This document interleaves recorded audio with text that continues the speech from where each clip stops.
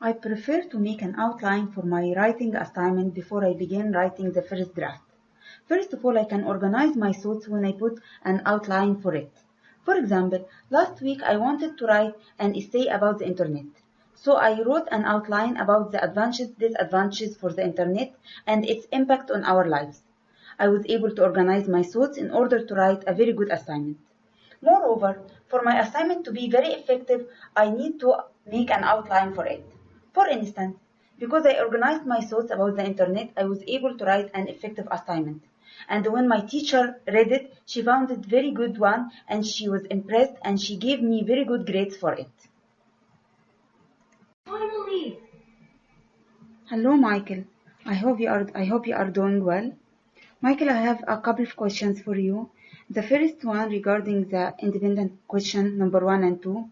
You told me once to try to write my practice like once or twice every week and practice it as many times as I can before sending it to you. But actually I do this for every speaking practice test.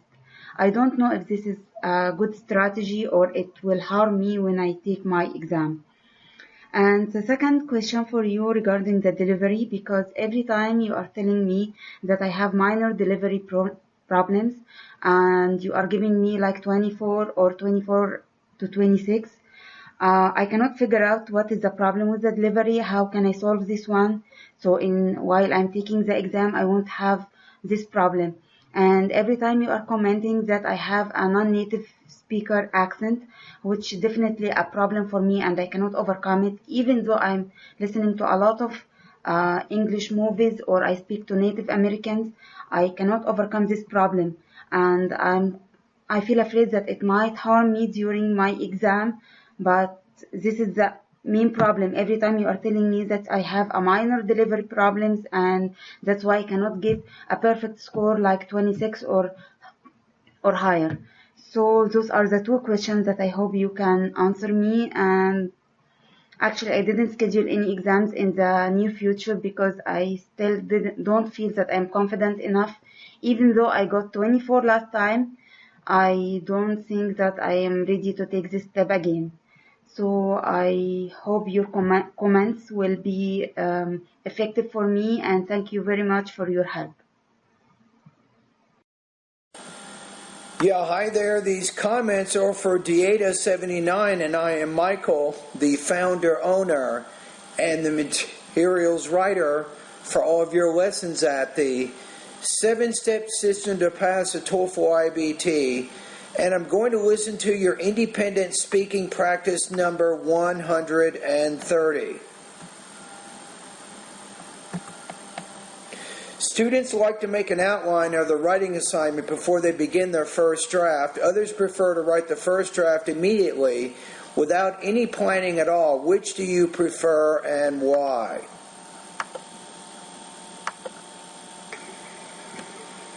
I prefer to make an outline for my writing assignment before I begin writing the first draft. Okay. First of all, I can organize my thoughts when I put an outline for it. For example, last week I wanted to write an essay about the internet. So I wrote an outline about the advantages, disadvantages for the internet and its... No, I think you're having a little bit of trouble with that word, the advantages. The advantages and disadvantages of the internet. Effect on our lives. I was able to organize my thoughts in order to write a very good assignment. Moreover, for my assignment to be very effective, I need to make an outline for it. For instance, because I organized my thoughts about the internet, I was able to write an effective assignment. And when my teacher read it, she found it very good one. And now, when my teacher, you're having a little bit of trouble with that R. You're pronouncing it a little bit too hard. And when my teacher read it, she found it very good. Let's see, when my teacher read it, not read it, but read it. One, and she was impressed, and she gave me very good grades for it. So I think overall you had a strong organization. You had your 2 support points with your relevant supporting detail. You had maybe a little bit of trouble with the word advantages and maybe trouble with the R at the beginning of the word. Those were your only delivery issues pretty much. You had good control over your grammar and your vocabulary. So I don't really, to be honest with you, I don't see why they shouldn't get at least 24 to 26 points out of 30 on this. So I'm going to put you at about 3.1, 3.3 out of 4. All right? Hello, Michael. I hope you are doing well. Yeah, I'm doing okay. I'm enjoying a long weekend. Tomorrow's Memorial Day, so I'm just hanging out at the house here, listening to your practice test. Michael, I have a couple of questions for you. Okay. The first one regarding the independent question number 1 and 2. Okay. You told me once to try to write my practice like once or twice every week and practice it as many times as I can before sending it to you. Yes. But actually I do this for every speaking practice test. I don't know if this is a good strategy or it will harm me when I take my exam. It will help you, and I'm going to tell you why. Because all of that practice, writing down, organizing, developing, doing all of that helps you get more comfortable with the language, and guess what? It becomes more and more natural. So I think it does help.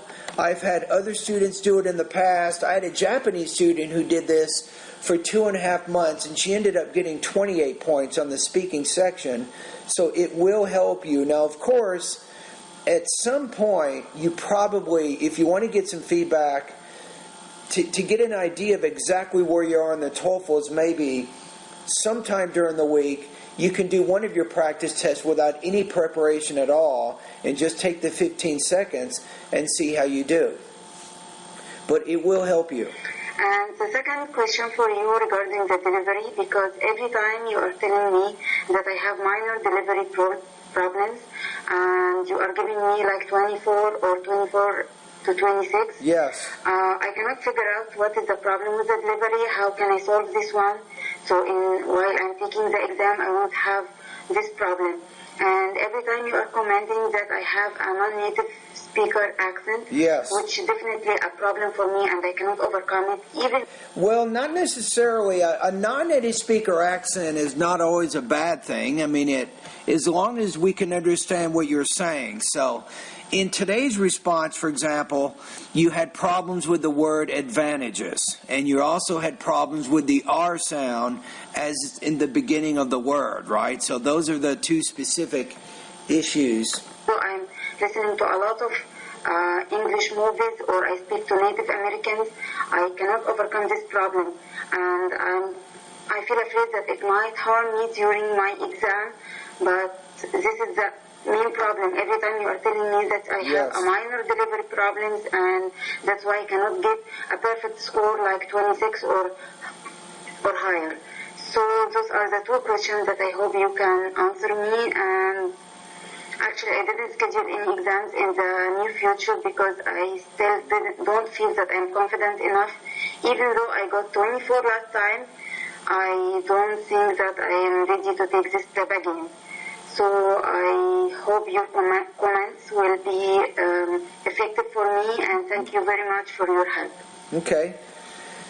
So when I say non-native speaker accent, it just means that your pronunciation is not near native speaker proficiency. So sometimes, for example, today, you might not be pronouncing the R the way that native speakers pronounce it, or you might not pronounce a certain word, for example, the word advantages, like a native speaker would pronounce it. So part of my recommendation here is to really get to that high level of near native speaking proficiency. Involves it or requires, really you're participating in the cultural aspects of American English.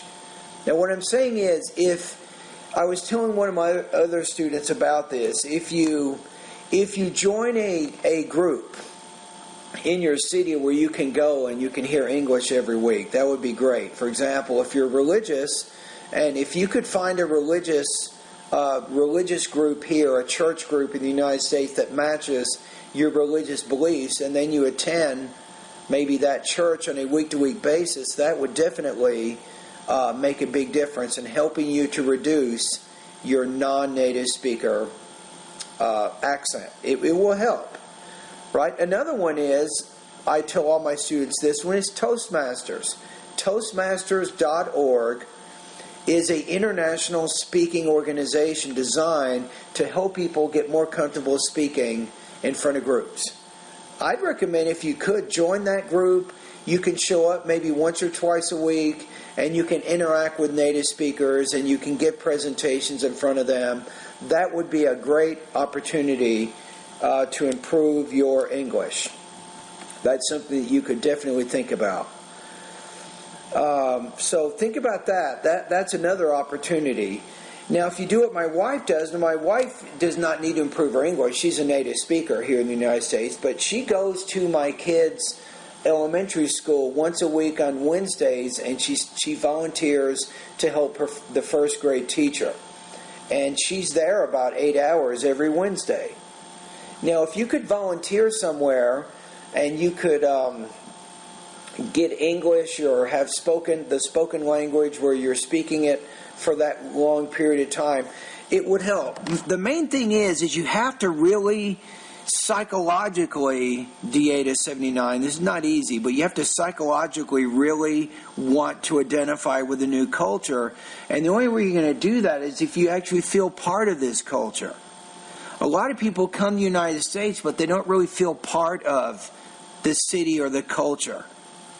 And they hold on to that non-native speaker accent. I know people that have been here for 30 years, and they still have a very, very heavy non-native speaker accent. Why is that? Because they're not really identifying with the culture.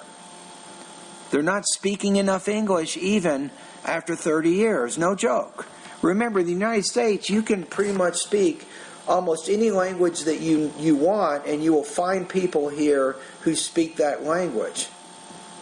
So those are maybe some suggestions, some things that you can think about that might be helpful. So the main thing for you is to really get in the position where you really feel part of the culture, and you're doing things with native speakers on a week-to-week basis to help achieve that result. Psychologically, you will start or begin to lose that non-native speaker accent.